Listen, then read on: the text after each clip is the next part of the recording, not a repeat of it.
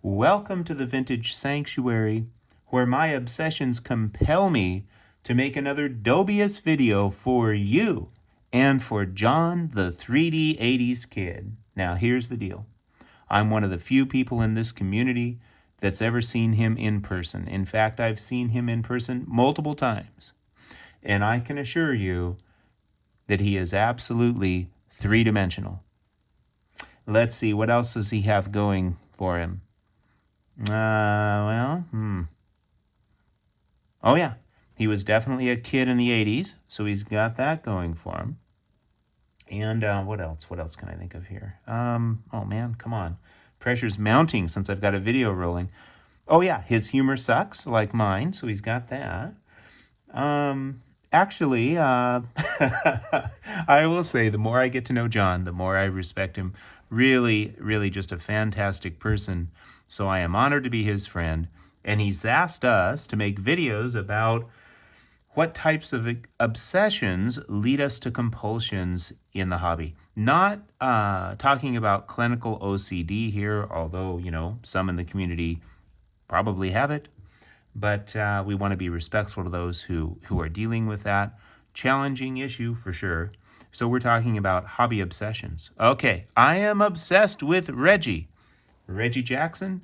Well, I don't know that I'm obsessed with Reggie Jackson, but I think he's pretty darn awesome. So what the heck? Let's show a Reggie card before we get to the Dobies. Check out that awful color match between the label and the red on the card and the wood grain on the card. Now, here's the deal. Maybe some of you think that's a great color match. Certainly Christmas colors, so fair enough. To me, that's kind of a not a great color match between the label and the card itself. But you know what I'm happy about? That is not one of my obsessions, so that doesn't bother me. Now, do I like a nice color match there between the label and the card? Certainly, absolutely. I can appreciate it, but not a big deal to me. Hey, if I had too many obsessions, my card collection would be 0 cards, and that wouldn't be any fun. So I am grateful I do not have that obsession. But this bad boy I picked up for a mere $30 in a Gem Mint 10. Such a glorious Reggie card. So I thought I would show that off because I am not obsessed with the label card color match. And what the heck, here's another Reggie. Why am I showing these Reggies? Well, here's the deal. I've got a Reggie Jackson card coming that will knock your socks off, in my humble opinion, should be here in, a few days or so. So I'm looking forward to that, the 1984 Topps Tiffany. Here, I think we do have a pretty nice color match between the label and the card, although some of you might beg to differ and say the red in the card kind of clashes with the red border of the label, the PSA label. But I leave that to you to decide. Look at that glorious, glorious Tiffany back. So elegant. I really am bullish on these Tiffany's. Is that the right word? Bull market, where, I think people will want them in the future. I think people are at the age now where, the 80s, they'll be going after items from the 80s. And Topps, as the flagship company, their base cards are very, very popular, of course, but yet in the 80s, they were printed in high numbers. However, not so with the Tiffany's, and the Tiffany's are kind of a, like a parallel, if you will, of the base card, and they're so beautiful, so elegant. And here's the other thing. They're limited, but they're not so limited that you can't, find them. I mean, if there were only 100 of each, then, they'd get soaked up by collectors and not come on the market that often. But there's enough of them so they come on the market. They'll continue to come on the market. But yet not so many of them that it squelches, not so many of them that it dilutes demand, but not so few of them that it kind of stifles demand. So I think there's a lot of reasons to be bullish on Tiffany's. Having said that, I buy Tiffany's because I like Tiffany's. I love Tiffany's, and I need more of them. So here we have Reggie, the 1984 Topps Tiffany Reggie Jackson, which I guess you might think is a pretty nice color match between the label and the card. But I am obsessed with Reggie. Yes, I love Reggie Jackson, but that's not the obsession I'm talking about. The obsession I'm talking about, and this is where this video is going to get very dubious, is Registration. Ha! Because to me, that is perhaps the number one thing that I'm obsessed with when it comes to cards is the registration. I do believe that having the card trumps all other considerations. Having said that, maybe I'm talking out of both sides of my mouth because I often, will pass by a lot of cards that I would have the opportunity to obtain because there's something about them that, I'm just not willing to live with, I guess, or maybe I'm just being patient and waiting for a copy I like better. But anyway, registration to me is the number one consideration. And I guess you could say you've got to have a surface there. I mean, if all of the surface has been worn off or scraped off or something, well, I guess that's the number one consideration. But assuming there's a surface there, registration. And this is a card, the 52 Topps Larry Doby, that so often has poor registration where they did not lay the colors down, the layers of colors properly aligned, and so you get a really fuzzy image. This is about as sharp as this image gets, and so that was my number one consideration. I was compelled to get a card that has fantastic registration, and I so love this card. I've shown it before. Not only that, it's got really thick ink, which I think is another thing that I really, really care about. Now notice the centering, I would say actually is, not terrible for a 1952 Topps, but it's not, not super impressive either. However, the centering I'm willing to give on, especially for a 52 Topps. My friends have influenced me where I care more about centering these days than I used to, but for a 1952 Topps, I saw this card, I said the price is right, looks sharp, looks clean, rich, vivid color, solid registration.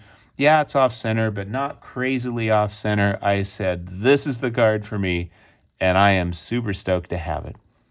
All right. Now, let me say something about John, the 3D80s kid. Now, I admire his compulsions, that's for sure, because he is obsessed to the point where he is compelled to have all of his cards in the same type of SGC holder. And I hope SGC never changes up the holders on him because, I do not wish that on him or anybody else who has that obsession. For me, however, I'll take PSA, SGC, sometimes BVG. So I'll take older labels, newer labels. So that doesn't concern me so much. But let me tell you what I am obsessed about.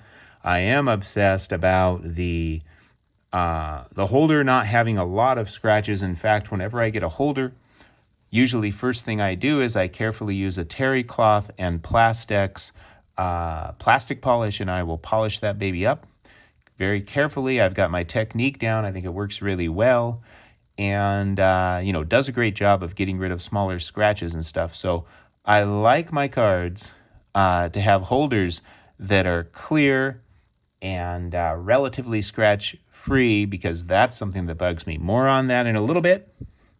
Another obsession of mine as we continue this Doby-Ous video is the graded card sleeves. Whenever I'm not displaying my graded cards, I've got to have them in a graded card sleeve.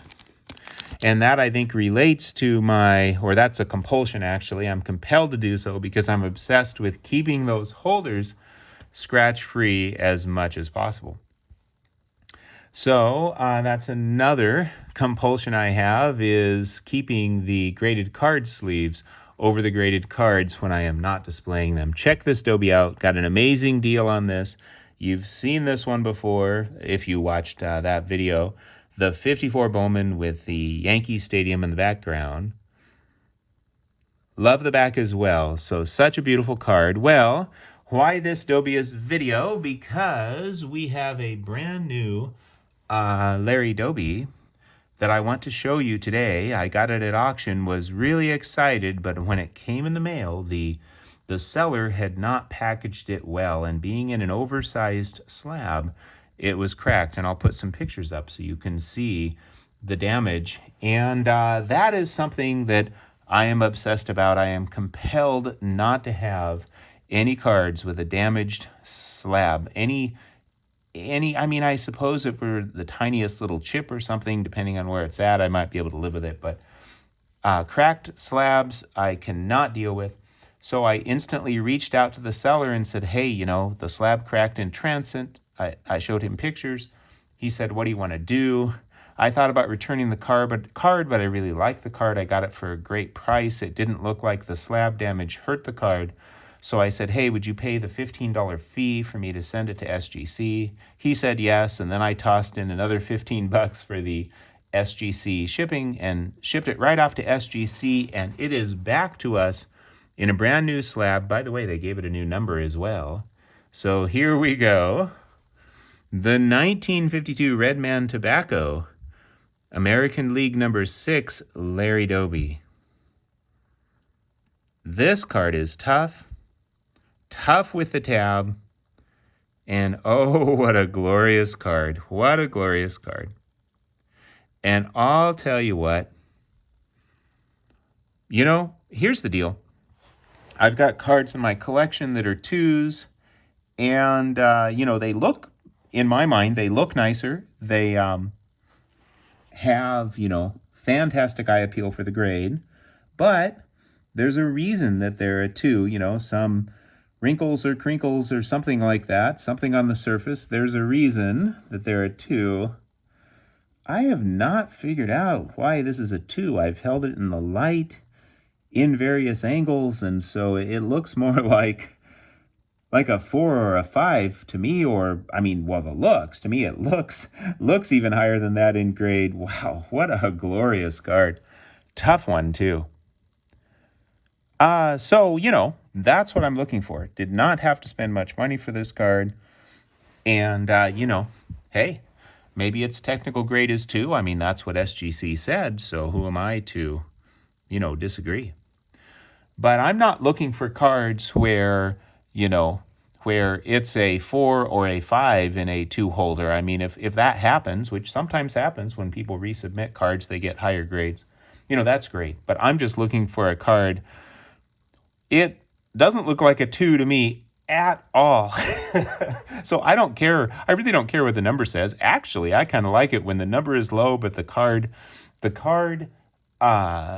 eye appeal is high, and many would say that I am obsessed with this, and I think that they are correct, or at least that has been so. However, I will say that as time goes on, I find myself less picky. I'm still looking for those cards whose eye appeal transcends their grade, but I find myself being somewhat less picky. So that obsession is diminishing, which I don't know if I'm happy about that or not, to be open about it, because on the one hand, that's kind of a good thing because I can enjoy more cards that have various condition issues, and it gives me more options, maybe save some money. But on the other hand, maybe I won't be as diligent about being patient and waiting for that card where the price and the look are just both wonderful, where I feel like I'm just really getting that great value in terms of quality versus price. So stay tuned. We shall see. I hope you enjoyed this Doby-Ous video. Thank you for listening to my thoughts. Thank you for sharing in my joy and checking out the glorious 1952 Redman Tobacco with tab, Larry Doby, in a gem mint 2. Take care, my friends.